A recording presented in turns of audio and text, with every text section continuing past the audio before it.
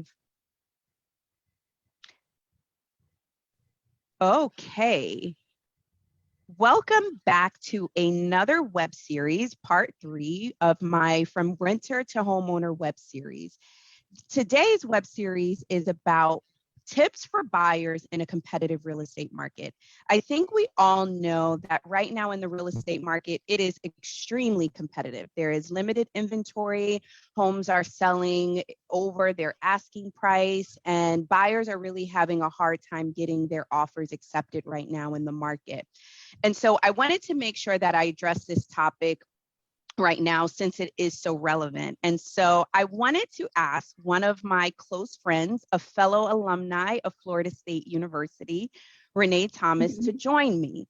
Renee and I are alumni of Florida State, and it just so happened that we both, after college, working in corporate America, wound up back in South Florida, and we are both in the real estate industry. And so Renee and I spent a lot of time exchanging different topics and talking about the market and just things going on in real estate, that I said, you know what, why don't we sit back?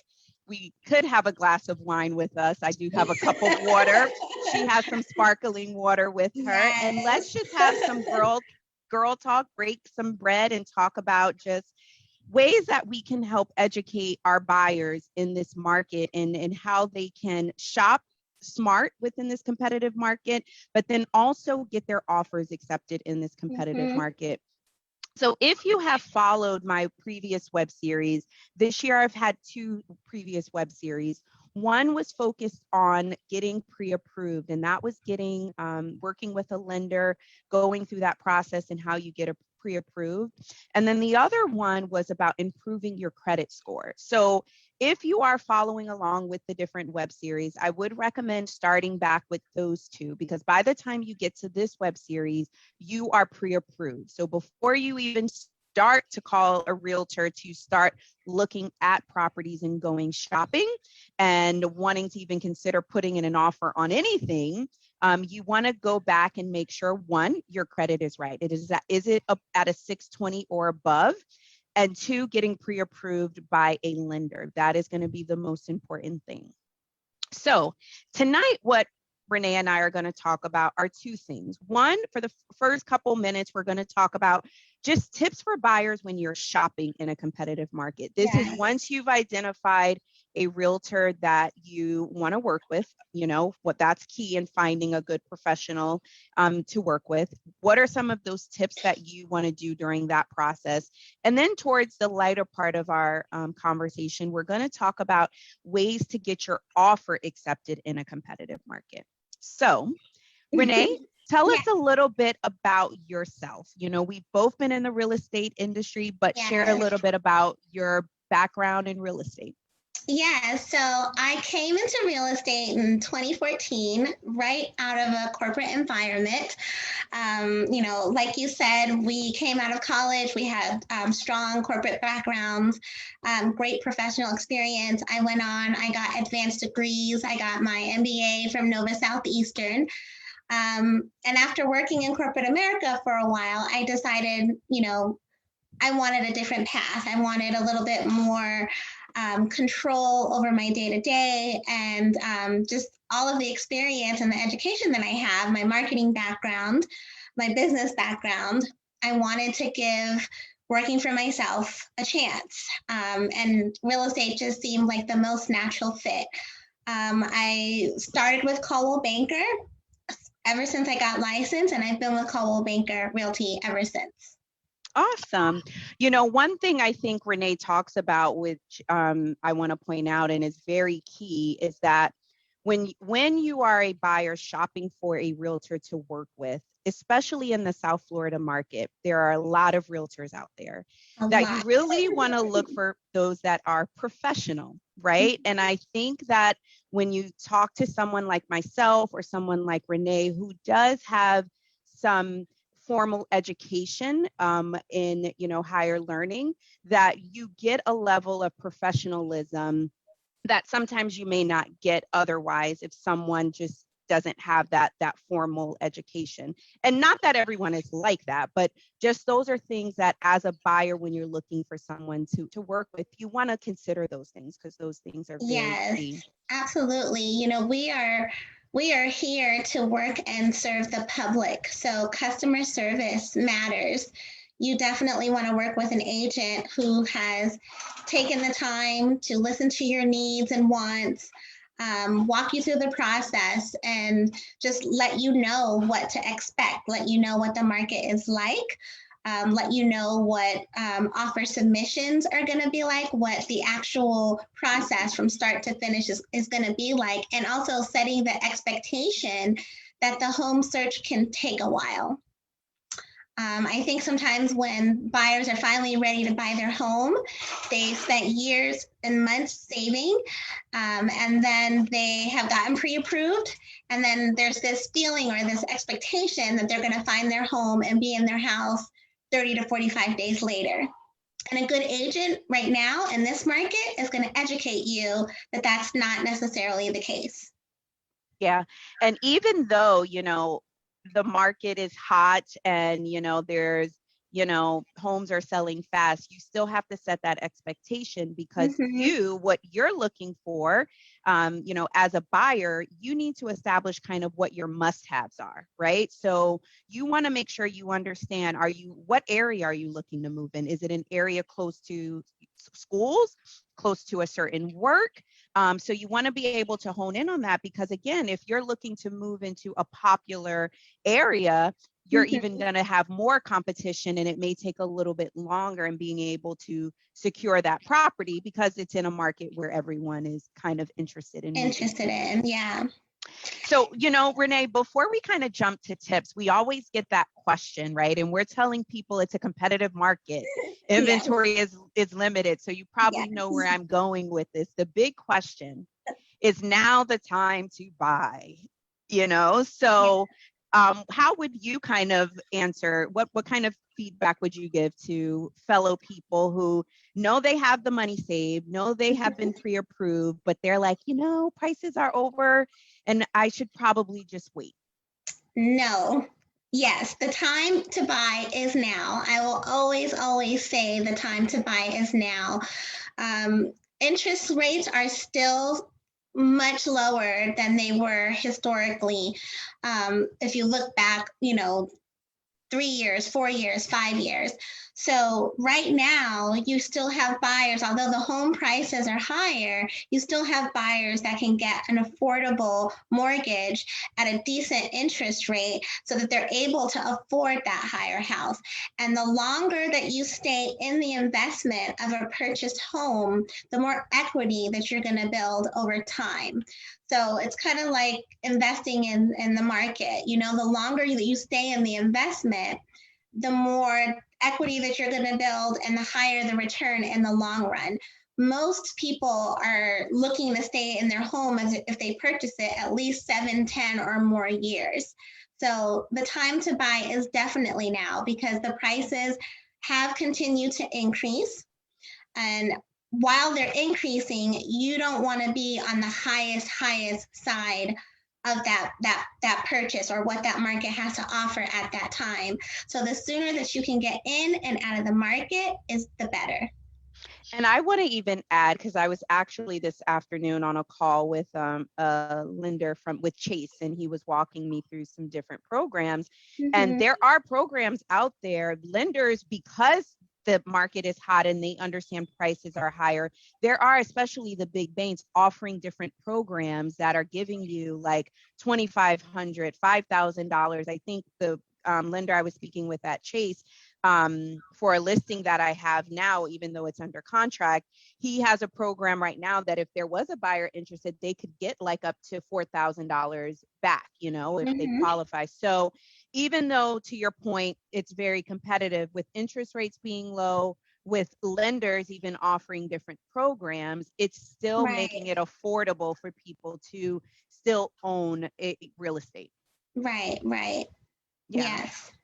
So good. So I think where we've started right now from a shopping standpoint is finding a good agent, professional, knows kind of the market, can help set expectations for you.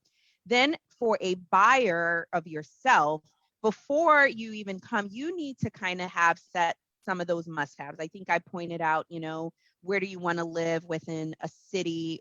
Is it near schools or near a specific place of employment?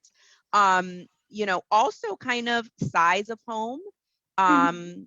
And also number of baths, right? Because by the time you come to the agent, or if you've been working with the agent, before you guys are even going to go out shopping or even being set up on a search to receive properties, you already know what you are pre-approved for. So that's already going to happen. So that is helping you get a perspective of, hey, if let's say I can only afford $350,000, that's kind of the price range you should be working in. And based on the Exactly. limited inventory that we have, it's going to help you get an idea of what 350 is going to buy you today. And that can Exactly. still buy you a significant amount, right? Right. And Right. even if there are other programs out there that can help offset some of that, it's still going to help you be able maybe to purchase a little bit more because of Mhm. some of those programs. Right. And also, just being realistic on what you can afford. So let's just say maybe your budget isn't as high as 350, um, but you are still pre-approved. You just need to also have a realistic expectation of the properties that you do qualify for. So maybe you might need to, consider being open to a home that's not fully renovated, might need a little bit of work, might need to change the carpet or the paint color, might need some landscaping done. Um, Sometimes buyers kind of have this impression that I've done the work, I'm pre-approved, I have a great job, I should be able to get the exact house that I want. And you're not wrong in thinking that way. It's just that the reality of the market offers something different. So just being open to what types of properties and the condition of the properties for the price point that you're actually pre-approved for. And again, it doesn't mean that you can't have the home that you want. You might just have to buy a fixer upper and then make it the home that you want. Yeah, and I think you hit on a good point just about that, again, setting expectations, because I think Mm-hmm. you and I were talking about, especially here in South Florida, we know that it's a very desirable market. We have a lot of people from out of the state looking to move here and enjoy the wonderful beaches of sunny South Florida. And so sellers kind of know that. And so they're not necessarily putting in, some sellers are not putting in a lot of effort to bring the property to this fully kind of move-in ready condition, right? So Mm-hmm. you have to know as a buyer that there are just going to be some of those things that you have to take into consideration. And again, that's part of their must-haves, right? If you're like, hey, I like a home, I'm not willing to, renovate a kitchen, but I may be willing to pull out some old carpet and replace it. Those are things that you as a buyer are going to make those determinations on as you're looking at homes and deciding kind of where that those properties within your price point are looking at. Exactly. And even some of the big ticket items, South Florida has a lot of older homes that are in beautiful neighborhoods. And because of the age of the home and sometimes the length of years that the sellers may have been in the home, something like a roof may be nearing end of life. So I wouldn't necessarily say that, a buyer should completely walk away from a home that needs a new roof, because if the roof is not actively leaking, there's a chance that you could still get the loan. You would just have to decide, if are you willing to budget for a new roof within 5 years or so. But if it's a beautiful home, it checks all your boxes, it's in a great location. A lot of older homes in these ideal locations right now have those situations with the roofs where they're nearing end of life. Yeah, that's a really good example. Don't necessarily be willing to walk away or run away from a home that has an older roof, because if it's not actively leaking, you could still get the loan, but then just know that you might have to budget for replacement after. Yeah, that's a really good point. And I think those are some of the big things. So like if even when we're walking and looking at homes, those are the kind of the big things. You want to look at the roof, Mm-hmm. right? Understand how old is the roof. You want to kind of understand how old is the air condition, especially in South Florida. The air, we depend upon our air conditions. Yep. You want to understand, the appliances, the kitchen, and those aren't necessarily deal breakers, but you want to make sure things are functioning, right? You can always down the line definitely upgrade a kitchen, kitchen cabinets and stuff. But anything else you would kind of think of as some of those other big ticket items? Yeah, definitely don't haggle with the sellers over, like kitchen appliances. You could wait for any, 4th of July sale, Labor Day sale to get a new kitchen appliance. If you get your house at a decent price and at the interest rate that you want, you think big picture long term. That's going to save you thousands. A good interest rate now is going to save you thousands over 30 years. And, you can easily buy a new kitchen package for $1,500 if there's a good sale coming up. Yeah. So one thing as you were talking, just again, I was starting to think about that. A lot of times when we're out showing buyers homes, they want to keep looking in hopes of that, like, yeah, I like this what one. What else is out there? Yes, yes, yes. It's like this one, but I want to see what else is out there. like shopping on Amazon, right? When you're on Amazon shopping, you see something you like, but you continue to search and search just in case you see something else. And what ends up happening is, honestly, on Amazon, you end up not ordering it.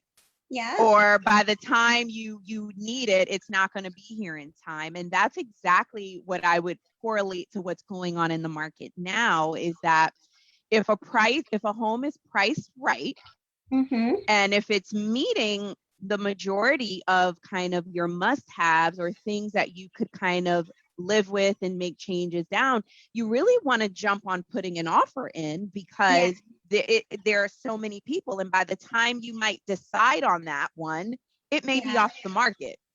I just tell my buyers, they tell me all the time after showing sometimes, oh my gosh, that house was so nice. I really, really like it. And it's like, oh, but I don't know. I just want to see what's else. And I'm just like, look, if you like it or just really like it, 10 other people are going to love it. So there's just not even a whole lot of time to even do second or third showings right now for buyers, for indecisive buyers to make up their mind. I'm like, you really have one shot. Get in, see it, make a decision. Yeah. And you hit on that. It's time for indecisive buyers. I think that is probably one of the big tips. This is not the time to be indecisive. Nope. Just come in with know what you want. And, Renee and I were even talking about it, even if it is, you going by certain neighborhoods and saying, hey, do we like the neighborhood? Getting familiar. Don't honestly wait until we're just showing you the property for you to have any understanding of the neighborhood, because you want to have those things. Go drive by, kind of do your due diligence also before we get to the property and showing, because so that you can have a level of comfort and be able to make decisions, because this is not the time to be indecisive. Yeah, and I would say do drive-bys in the neighborhood at different times of the day. Do it in the morning, do it in the afternoon, do it in the evening. See how you like the surroundings in different parts of the day, and see how you can handle the traffic patterns in certain areas in different parts of the day.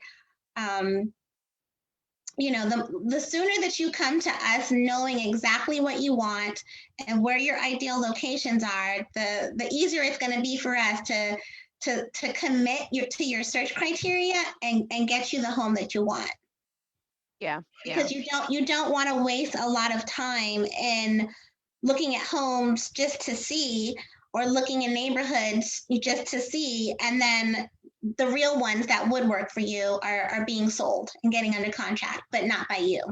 Yeah. So you don't want that. Yeah. And that happens a lot, is that people like to go on Zillow first or just start looking. And then it's like, can we go and look at this? But also let's be, is it meeting the things that you are truly looking for ahead of time? Yeah. Save And time. since you mentioned Zillow, I just want to talk about it a little Yeah. well. So sometimes I have an active search going for my customers through the MLS, and the MLS data is real time. And as the information changes, we can share that with automated alerts and all of that information as well. And then sometimes the public has access to Zillow information that is sometimes off. I don't know why, but sometimes it just is. So just, one tip for buyers also is to kind of trust the process and trust the tools that your agent has, that we actually pay for and subscribe to give you the best, most accurate information about properties and the associations. This information is a very reliable source by a lot of brokerages. So I just want to put that out there as well, that we take into consideration everything that you say, and we add that and create customized searches for you. So just give the customized searches a chance to work. And you hit on it. And I want to add, and if the search is not meeting your criteria, then come back to us and let us know so that we can make adjustments. Because a lot of times when you're going off searching on your own and like coming back to us with these screenshots of Zillow listings, it's like, well, what we discussed as your criteria, this property did not match that criteria. And that is why you did not receive it in your search. But if now you're expanding your criteria, which happens because a lot of times when you go and see a few properties and it's not necessarily what you thought or what you really thought, then you are starting to open up. And it's usually you're opening up to more of the location. You're expanding your search, because when you were trying to hone in on a specific city or area, you're not getting that. So just give us, you just give us that ability to adjust the search, because that search is so customized for you. It's helping to reduce the amount of time you're spending on the internet and going through the Zillow properties and everything, where we can quickly give you more accurate information about these properties than you're going to get from Zillow. Exactly. And we can call the agents that have the listings and actually, with our professional rapport that we have, we all belong to the same industry. We can call on your behalf and ask very specific questions and get, more information for you. Yeah. So I think I want to kind of jump over to us talking. So I think we've provided quite a bit of tips, just kind of shopping. And, so one, it's being a decisive buyer. I think that is key. Knowing your must-haves. And I'm just taking little notes. Trusting the process, right? So that's part of having clear expectations of the amount of time it might take for you to find a home, to close on the home, but also in that search process, that trusting your agent in the search that they've set up for you, and communicating with your agent if it is not. Anything else would you summarize? I think I may have captured kind of everything from the shopping perspective. Yeah, I would agree with you. Okay. Perfect. So now let's transition that. Okay, you've looked at homes, you followed our tips. So you were that decisive buyer. You knew exactly what your must-haves, your like-to-haves were.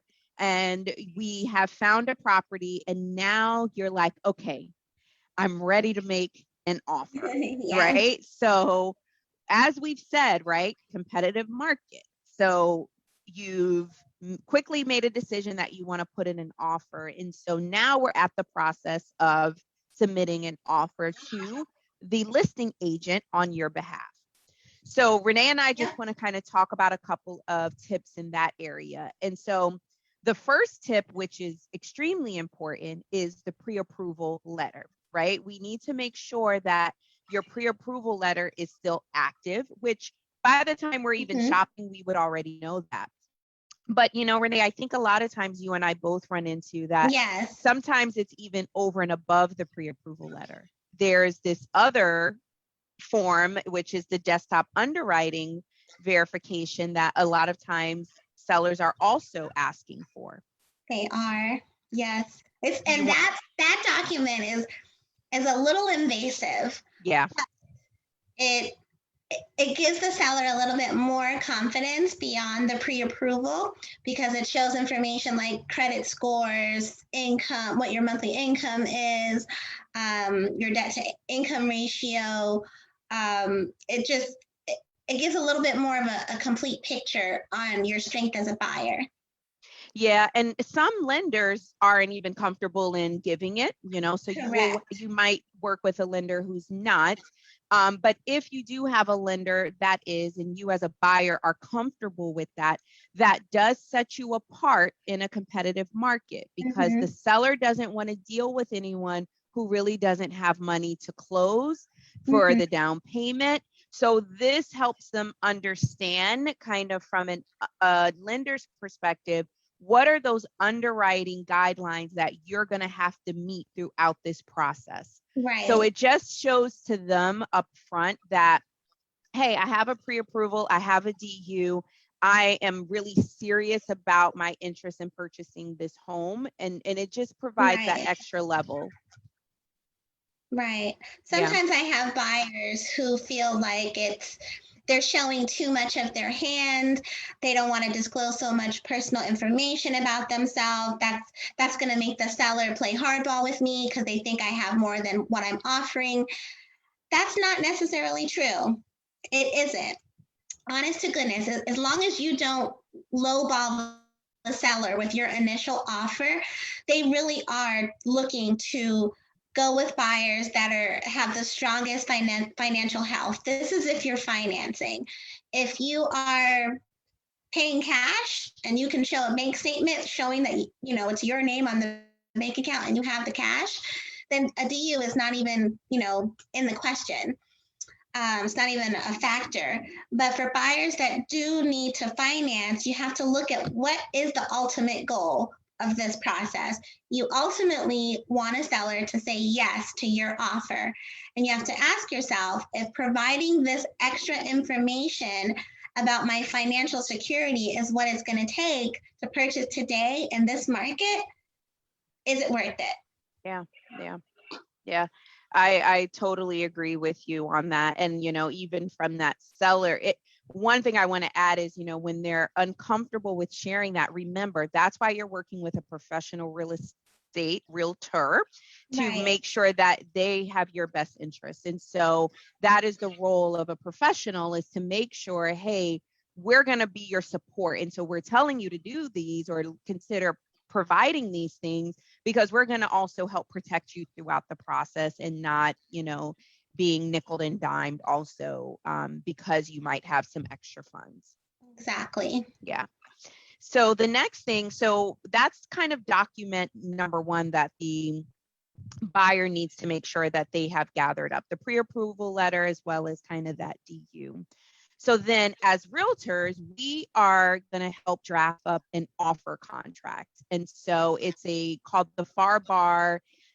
Typically right now, you would probably say, Renee, it's primarily been the as-is contracts that are really moving the needle. And so those as-is contracts, you want to talk a little bit about those?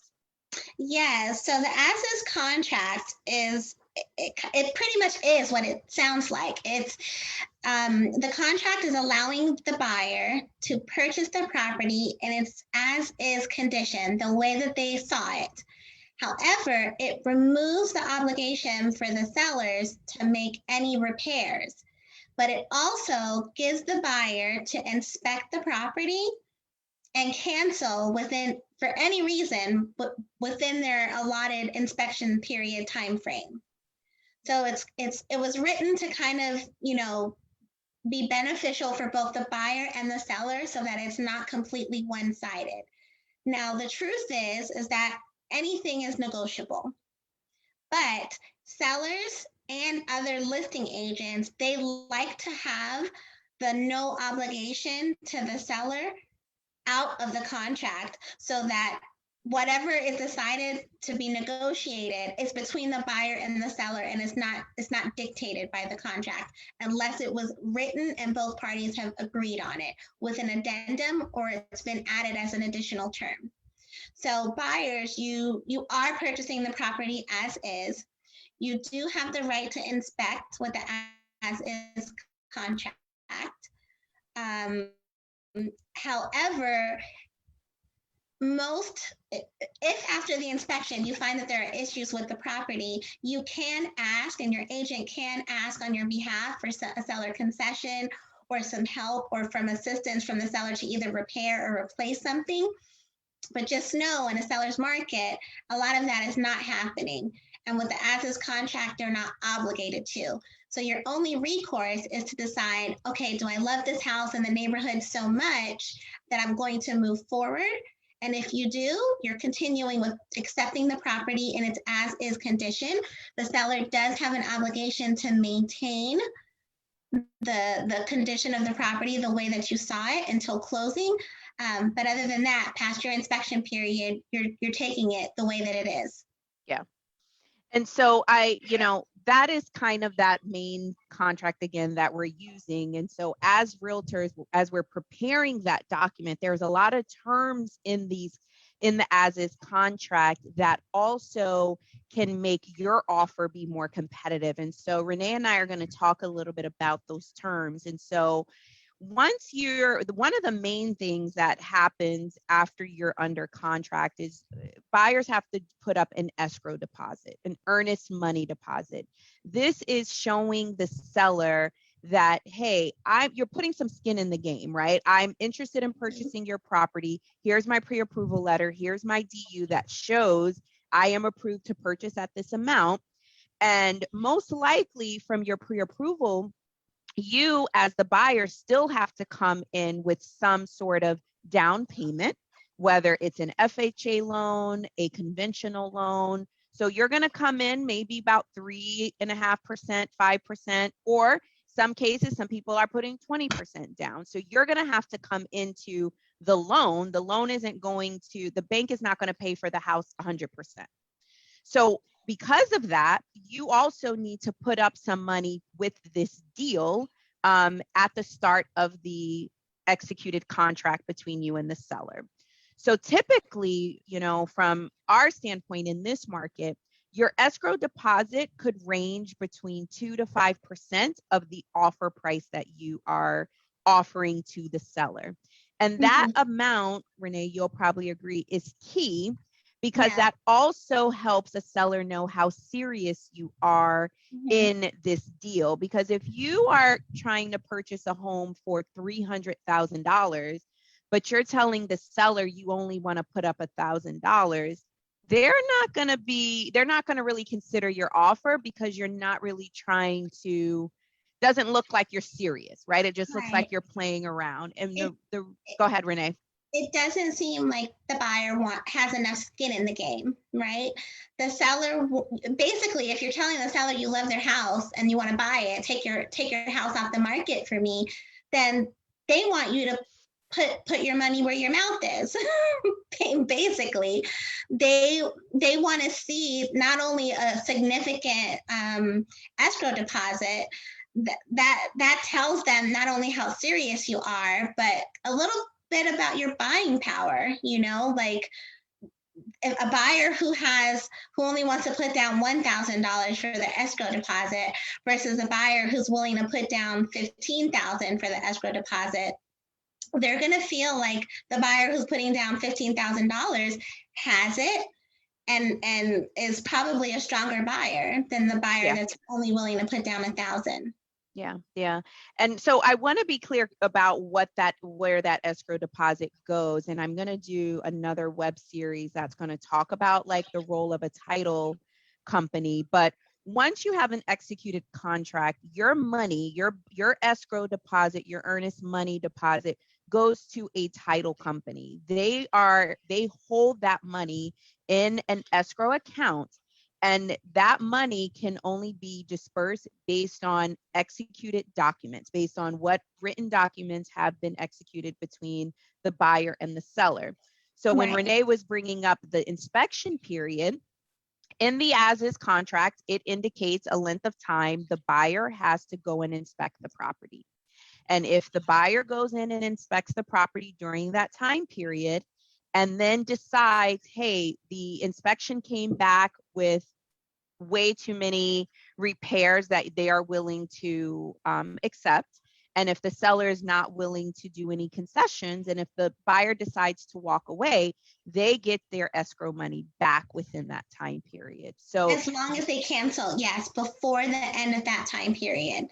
yes. And so that's the nice part about it, is that as a, buyer, you want to show kind of you're serious about it, but then know that there are processes in place within that contract that allow you to protect you from those funds based on certain deliverables being met or unmet within the contract.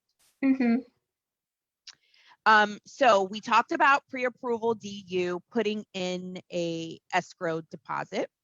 And then another thing we've talked about is proof of funds, right? You want to talk a little bit about kind of proof of funds of showing that you have that closing, because that's a little different also from the DU report, because we're kind of suggesting that you show really More. upfront a lot of information, right? Yeah, it's just showing more than you're being asked, because you really want the property and you want to steer the seller in your direction. And of course, the ultimate goal is to say yes.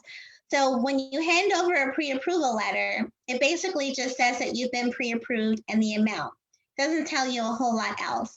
When you hand over the DU should show approved eligible, and it should show credit score, it should show assets, it should show current debt, it should show income, those types of things.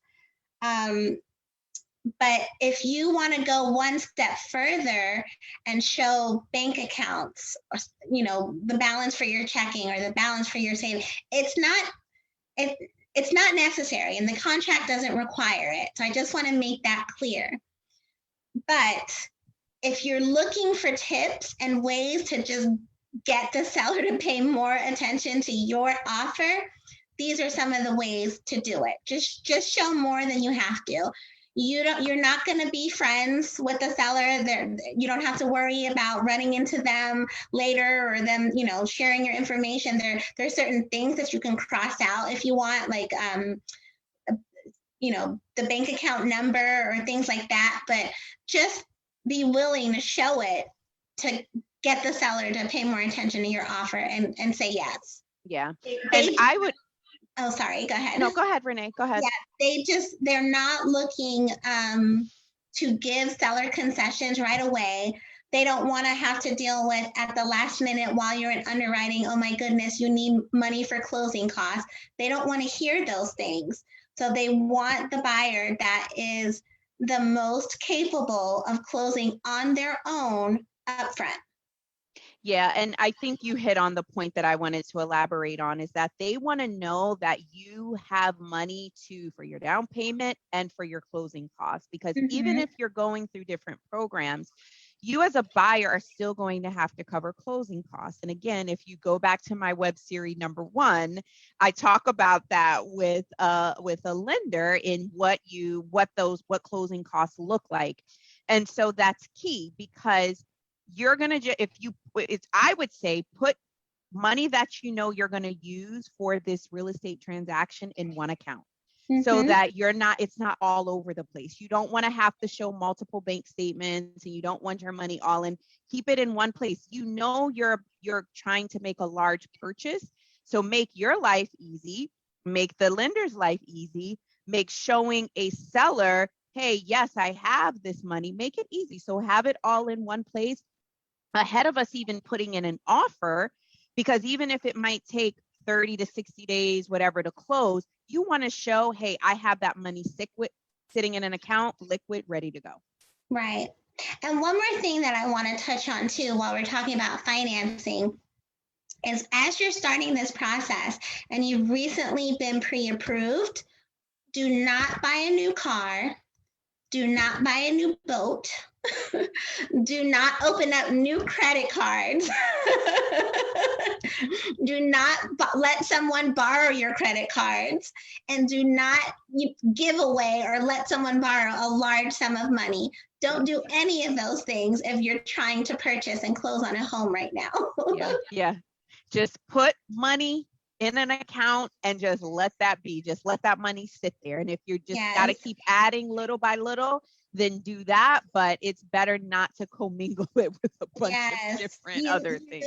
You have to be very fiscally responsible during the home buying process, especially once you're in underwriting. Yeah.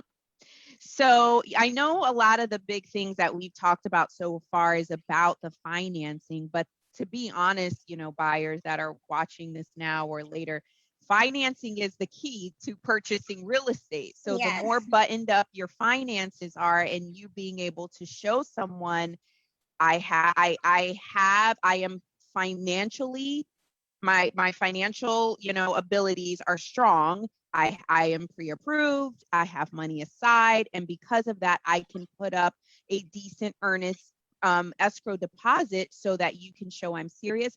The better those things are going to help you, because at the end of the day, that's one of the biggest driving factors in a seller accepting an offer, because a seller doesn't want to get into contract with a buyer who cannot get to the closing table, because that has wasted their time, your time, and it's just frustrating. It's wasted everyone's time. And so the more buttoned up you can be on that upfront part, then the better it makes these other tips that we're going to give you kind of fall in place, because the financial piece is the most important. Mm-hmm. Mm-hmm. So one of the other tips, as we've been talking about the as-is contract that the realtor is going to fill out to put in your offer, there's a lot of timelines in these contracts, whether it's a timeline in the amount of days that after you are under contract, you have to submit an escrow deposit, an inspection, closing, that's important, right?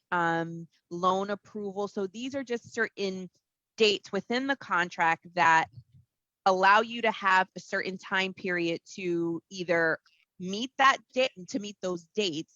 And the more that you can reduce these dates, the better, right? Because it's showing the seller that you're going to move on. So the first one we'll just kind of touch on is escrow deposit.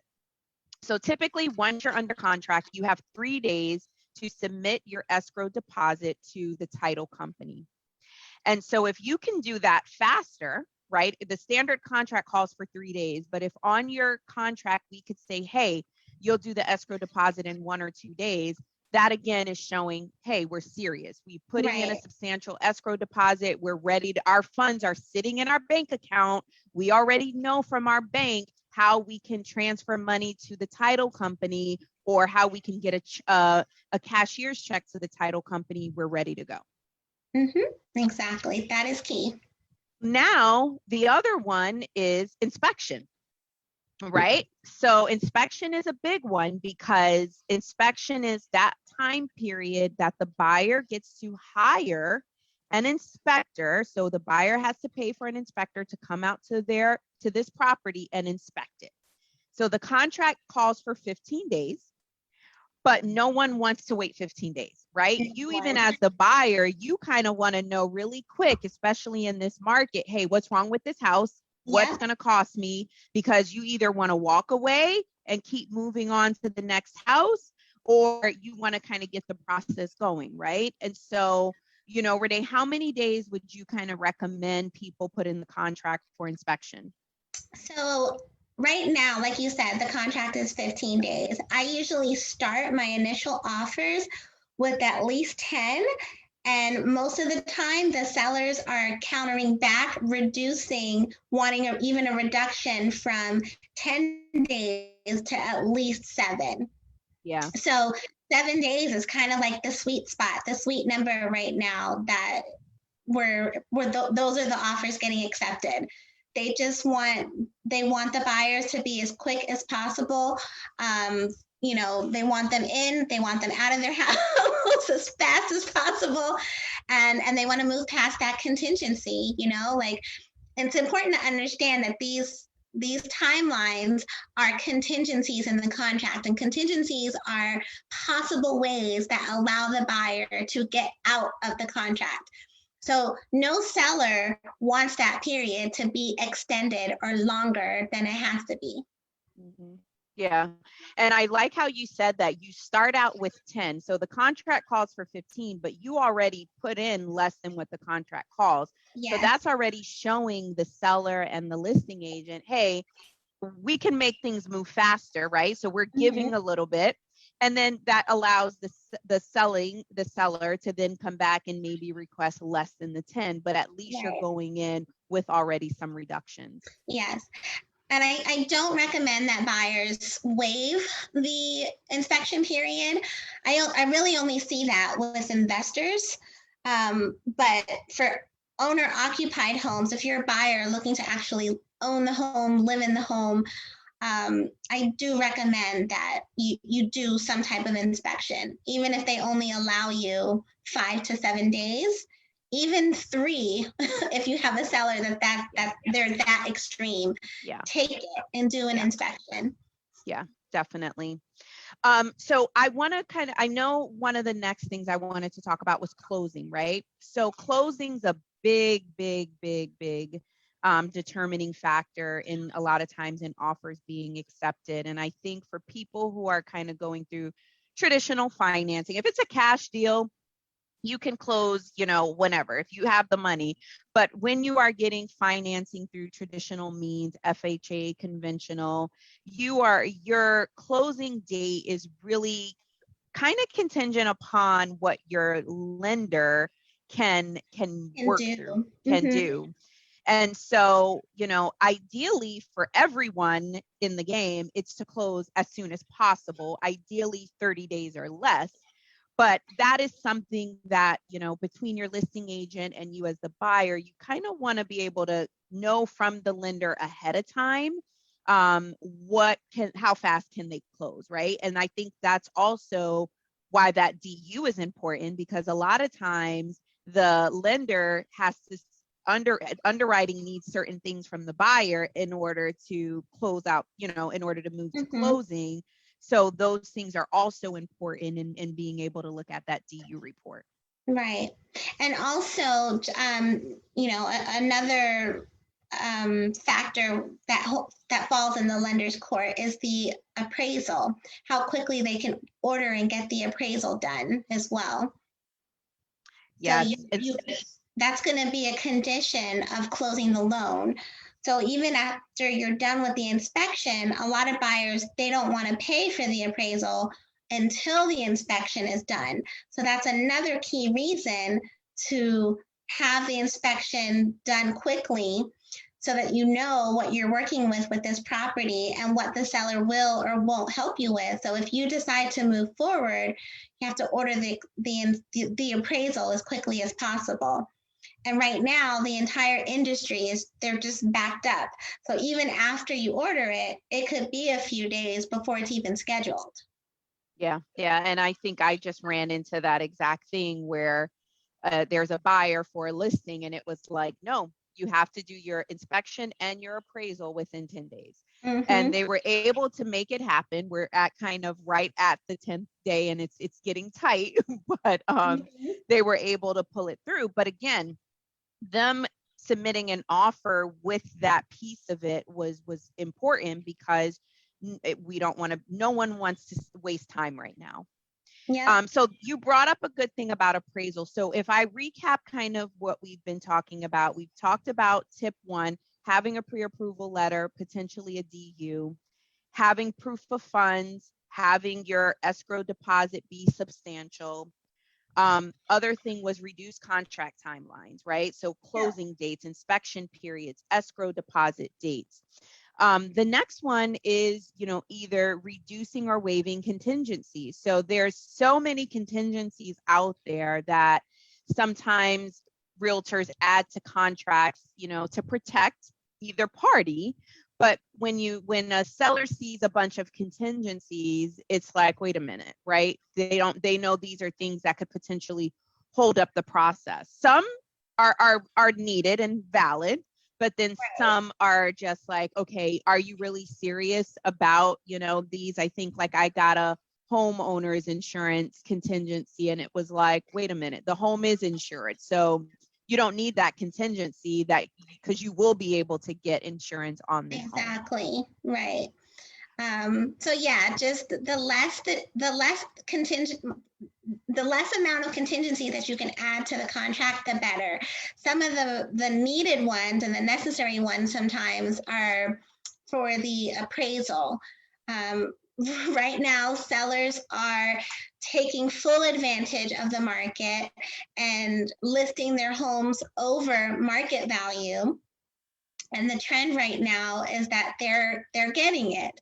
And in some cases, the properties don't necessarily appraise. You have what we call an appraisal shortfall, but the buyers are closing anyway. They're pulling funds from investment accounts to make up the gap between the contract price and the appraised value, and they're closing anyway. If you are asking the seller to accept an appraisal contingency, then you're basically asking the seller saying, hey, I'm going to offer you contract price, but if it does not appraise, if it appraises for less than contract price, you're asking the seller to reduce, or you can walk away. So it's hard sometimes to get a seller to even accept that. But if you have reasonable sellers that they want the opportunity to at least get as much as they can or get their list price, some of them may take it.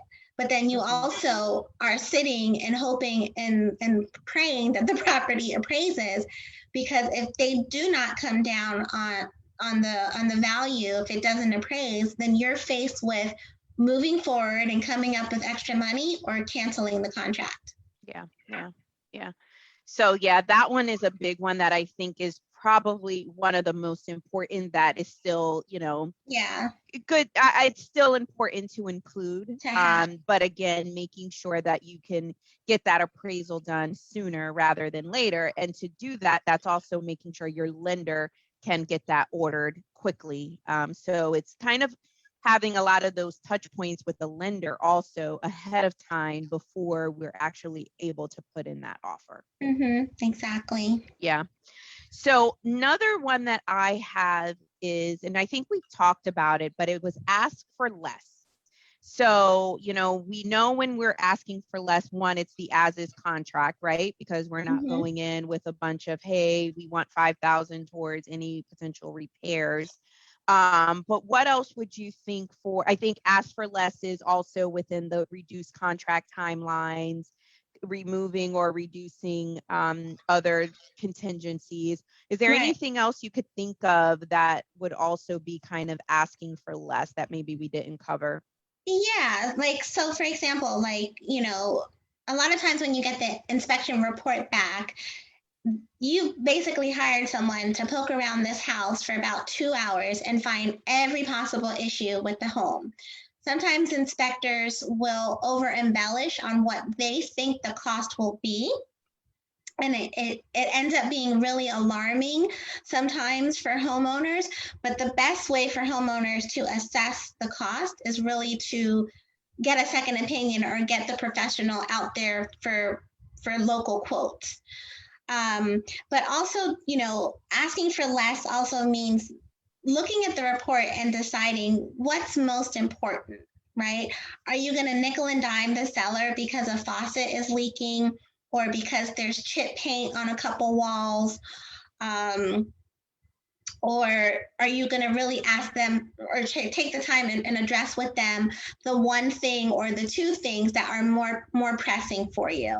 Because if you're not buying the home brand new, and this is key, this is what as is means. If you are not buying the home brand new, then you have to assume that you're going to take the home in its as is condition with all the quirks that it may have. Mm-hmm, mm-hmm. So you have to get through the inspection period and you have to get through the appraisal period. So you want to be friendly with them and considerate of your request during the inspection period. And if you're modest, they're more likely going to help you because they want to stay in contract and sell the property too. So if you're modest with your request during the inspection period, you're going to leave them past that contingency looking at you favorably and in a good light still. If there's a shortfall with the appraisal, they're more likely to probably help you and negotiate with you, maybe paying half of the difference of the shortfall, rather than if you nickeled and dined them through the inspection period or you gave them a hard time just to stay in contract. You may come to find out that if there's a shortfall with the appraisal, then they're not likely to work with you any further. Yeah. So you kind of want to tread water very carefully as you get through the inspection period and the appraisal period, because you still need them in a cooperable, pleasant mind frame to help you. But you have to remember what the goal is. The goal is to close. Yeah. And that's why it's the nice thing that the earlier you get those things done, the better, so that you can have that information, the repairs, the appraisal, to be able to make a decision that you as the buyer are most comfortable with, right? And have that ability to do that. So that's why that timing is so key. Another thing I have, which when I laugh about it, these are tips for buyers, but one of our tips in here is consider the needs of the seller, right? And so I would say, I don't, what did you say? I said buyers need that tip. Well, the funny part is though, right? This is tips for buyers, but then we're telling them consider the needs of a seller as if, That is a good buyer tip. So talk a little bit about that one, Renee. Yes. Although this is tips for buyers, we are telling you and sharing with you a good tip is to consider the needs of the seller. So as your real estate agent, we know what your needs are. Your lender knows what your needs are. And it's so easy to be focused on my wants, my needs. This is what I need. This is what I need. This is what I need. But you have to understand there are two parts of the transaction. You are not likely to close entirely without the cooperation and the assistance of the seller, especially when it comes to any requests or needs that you want. So, having said that, to get a seller to be agreeable with you through the entire process, you also have to know and understand that they are leaving a home that they probably lived in for many, many years. They loved, they could have raised children or had been married in the home or maybe lost a loved one in the home. There might be just a lot of sentimental value to the property that they are now going to leave their property and they're going to be in the market again, just like you are. So they have needs as well. And those needs might be a little bit monetary for them as well, especially if you might be looking at an older retired couple who's no longer working and they're living off of a pension. Some of the things that you might want to add as an additional term is, the buyer, you might want to agree to give the seller a credit towards their moving expenses. You might want to offer to purchase a certain amount of moving supplies or moving boxes or pay for a moving truck for them. these are just ways to consider what their needs are. And also, since they are now going to be in a situation where they may be purchasing in the market just like you are again, any flexibility that you could offer them with the closing date, if your loan allows for it, or if your current living situation allows for it, you might want to offer flexibility on when you close with the seller so that you give them time to find another property. So that's what I mean by be considerate of the needs of the seller.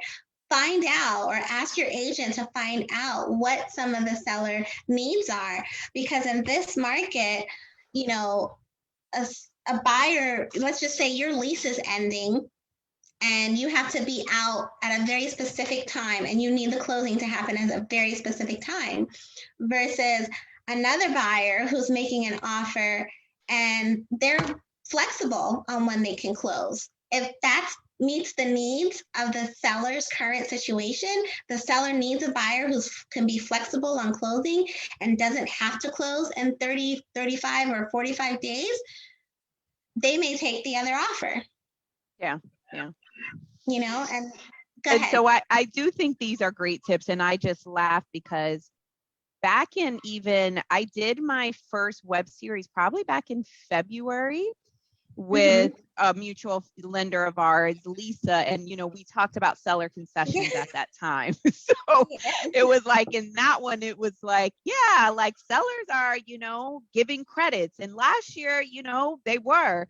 But Yeah. right now with things, it's so competitive that tables are turning just slightly a little bit where Yes. you're not just kind of paying for everything from the seller, but just those little things just help your offer stand out amongst others. Because Yes. what we're seeing, especially in South Florida, and Renee can attest to this, is that people from up north whose salaries, income levels are significantly higher are making cash offers on homes in Florida. Cash, just write out cash. And we know cash is king, right? And so if you are here and you're just, trying to get financing, those are just little things that might help a seller who is local say, you know what, even though this cash offer, this buyer is really serious about wanting to purchase and they're doing these little things that they might say, hey, you know what, even if I have to wait maybe an extra 5 or 10 days to close, I'm going to go with this Right. Or with even this buyer.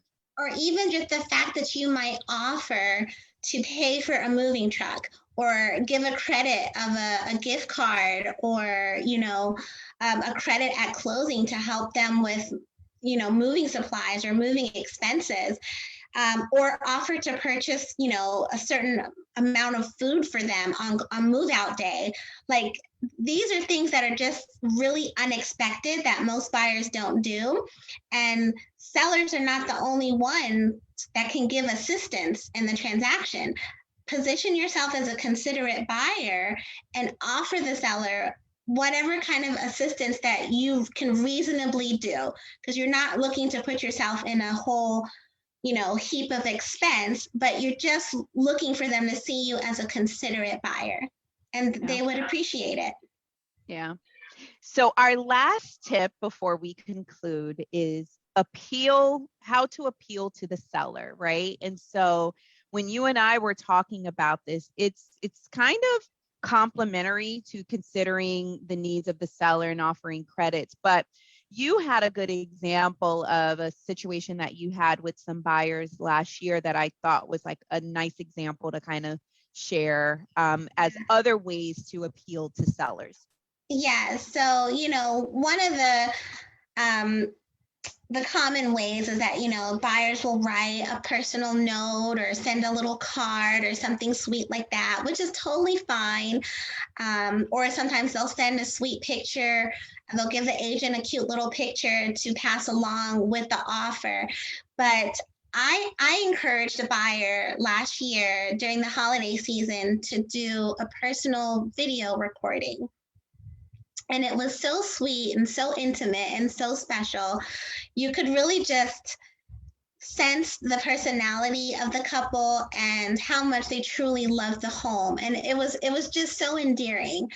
And I sent the offer, the email to the listing agent, and I sent the video separately in WhatsApp, and I told him that it was coming and to expect it. And he did share it. Long story short, it did not win my buyers the offer, but it did not win my buyers the offer on that particular house, but it made such an impression on the listing agent that he called me probably like 2 or 3 weeks later. He had a brand new listing. He thought of me first and my buyers first because he loved that they took the time to send a video. He thought that that was so different and so creative.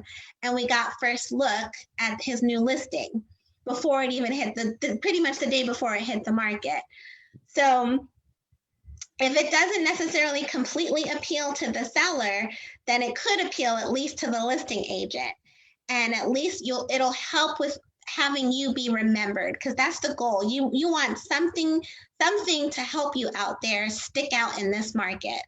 And even if you reach, or even if you get rapport with a listing agent, that's almost as good as getting rapport with the seller, because they will keep you in mind for any new listings that they have and give you the chance to look first. It's what helped in this particular case, and I thought it was pretty cool, and I'm glad that I got my buyers to do it.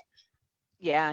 I love that story because, it just shows just how those little things can just impact down the line. And Right. especially in this market, when we know how things are hitting the market and going under contract immediately, other agents are doing that. And even if if it's not them knowing you personally, it was, hey, come look at this property before it even, hits the market so that you could, let your clients look at it. Right. So Right. it kind of gave them that upper leg.